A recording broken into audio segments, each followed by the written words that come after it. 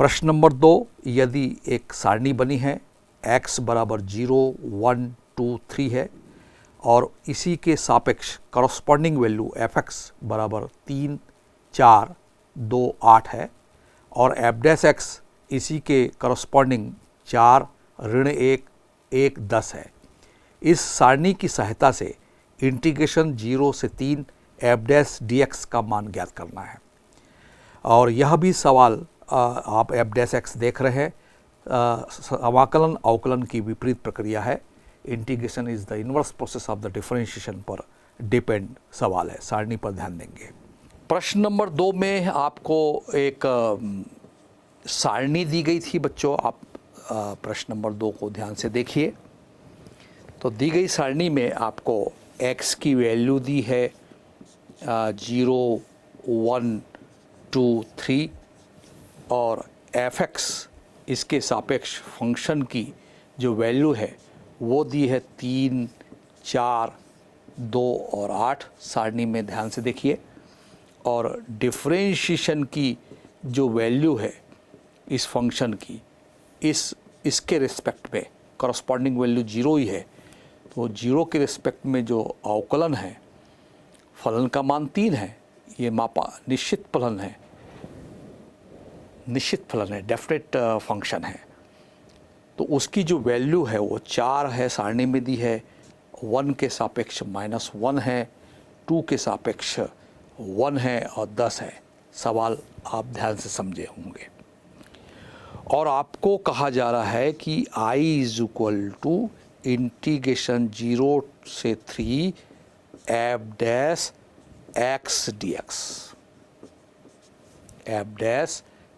dx।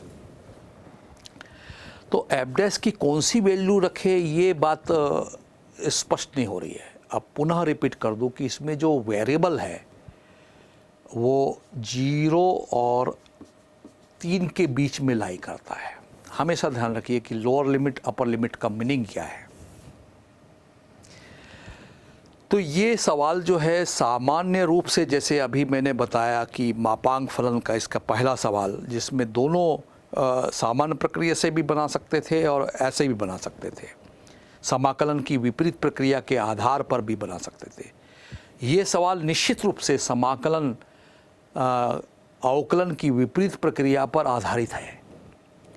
ये डिफरेंशिएशन है बच्चों f', और डिफरेंशिएशन का समाकलन आपको मालूम है f(x) होता है।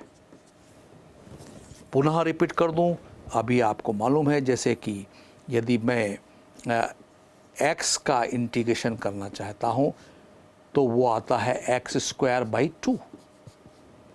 + c समाकलन नियतांक है।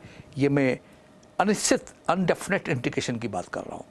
और जब मैं इसका डिफरेंशिएशन करता हूँ x² + c का, तो मुझे क्या मिलेगा, 2x और c इंटीग्रेशन कांस्टेंट उसका 2, और ये बाई 2 है, x² 2 है तो बाई 2 इसके नीचे आएगा, ये दिस इज कैंसिल आउट, तो मुझे x ही मिला।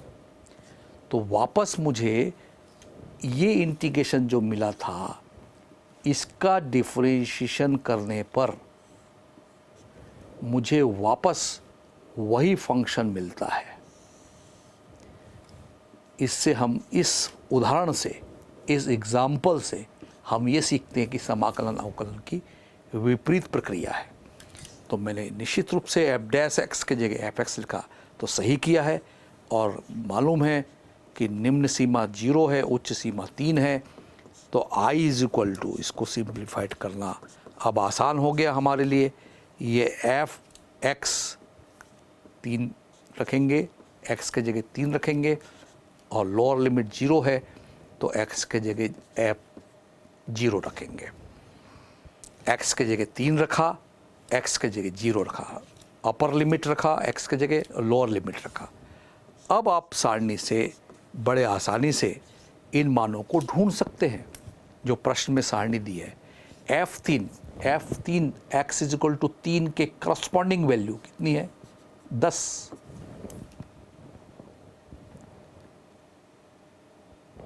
f3 के करस्पॉन्डिंग वैल्यू एफ डैश की वैल्यू 10 है, 8 है,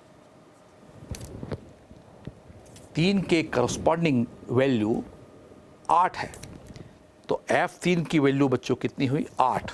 ये देखिए 3 के सापेक्ष F3, एफ एक्स की जगह 3 रखेंगे तो F3 की वैल्यू 8 है, माइनस F0, एफ ऑफ 0 पढ़ते हैं इसको, तो 0 के करस्पॉन्डिंग वैल्यू F0 कितनी है?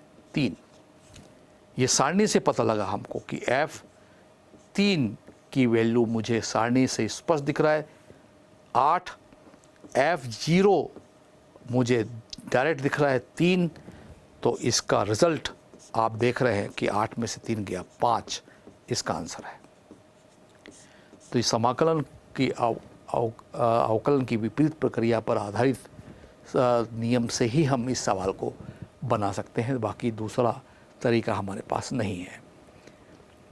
तो ये भी बच्चों आपको सवाल अच्छा लगा होगा, और कैसे सारणी से उन मानों को ढूंढते हैं ये भी आपने देखा होगा।